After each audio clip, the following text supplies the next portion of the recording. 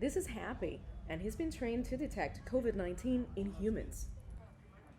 It's a promising development, though not yet definitive science.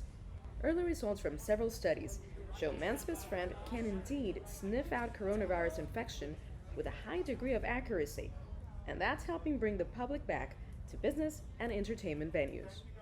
So this is our first event back in 10 and a half months, which is a really long time. We're normally one of the busiest buildings in the world. So first event back, whether it's a Heat game or a concert, we've done a lot to improve the safety protocols to adapt to COVID. Let's go Heat!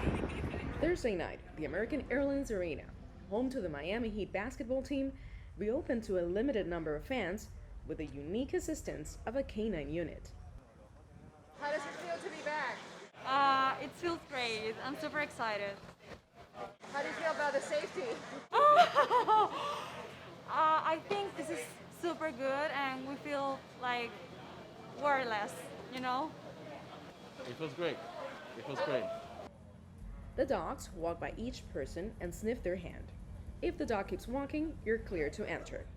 If the dog sits next to you, you and your party will be offered health information, a refund, and no entry to the arena. According to experts, COVID-19 produces a unique odor associated with metabolic changes in those infected, resulting in scents that dogs can detect. Their olfactory senses are so sensitive that they can smell very specific components of anything that would have an odor, to include COVID, and then with imprinting, positive reinforcement, and repetition with the dog to get them to understand that their reward system is tied to having a positive indication in that odor. This canine unit is one more item in the toolbox for businesses to safely resume operations. These dogs can screen around 360 people per hour. Using sniffer dogs is nothing new. Canine units routinely assist in bomb detection, drug busts, and even cancer diagnosis.